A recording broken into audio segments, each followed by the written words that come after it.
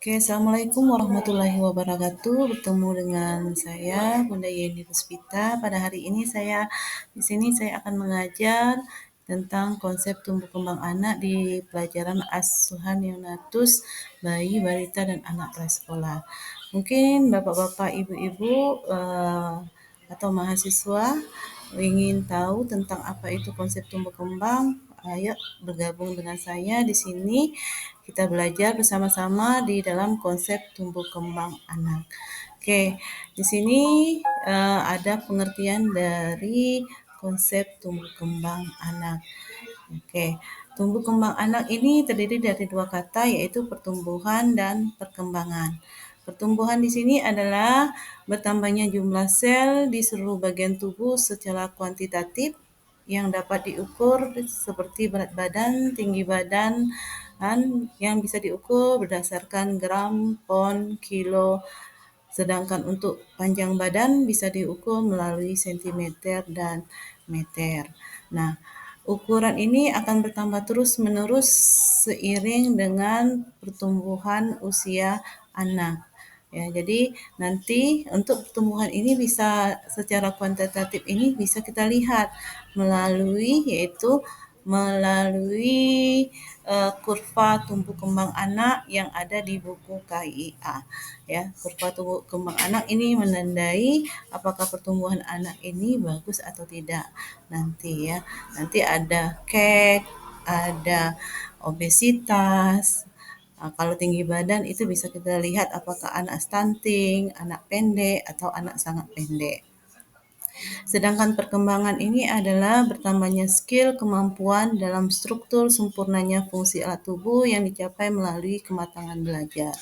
Nah, perkembangan ini tidak bisa diukur, hanya dilihat dari kemampuan fungsi alat tubuh ya, seperti adanya motorik halus, motorik kasar, bahasa bahasa dan sosial. Jadi 4 item yang dilihat dalam perkembangan yaitu pertumbuhan, yaitu kemampuan motorik halus, kasar, dan bahasa dan sosial.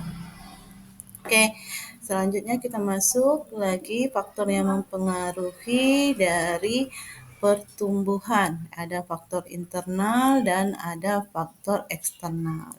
Nah, faktor internal ini adalah faktor dari dalam, seperti yaitu genetik. Ya, genetik bapak-bapak, ibu-ibu sudah tahu ya. Biasanya pertumbuhan itu dipengaruhi oleh ras dan suku bangsa.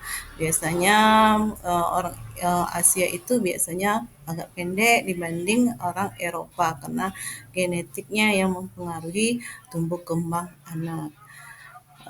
Selanjutnya ada kelainan genetik. Ya, ini juga bisa mempengaruhi dari uh, dari pertumbuhan dan perkembangan anak.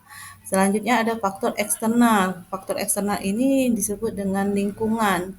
Lingkungan ini ada lingkungan prenatal dan ada lingkungan postnatal. Lingkungan prenatal ini adalah lingkungan selama hamil ya. Selama hamil ini sangat kita lihat ya, karena lingkungan sangat hamil ini adalah pembentukan organ tubuh ya. Jadi pembentukan terutama trimester pertama, di mana trimester pertama ini ya pembentukan otak ya. Jadi nanti ibu-ibu atau bapak-bapak atau mahasiswa bisa melihat kenapa kekurangan vitamin, kekurangan asam folat itu bisa menyebabkan cacat pada anak, karena pada masa-masa itu pembentukan seluruh organ tubuh di dalam kandungan.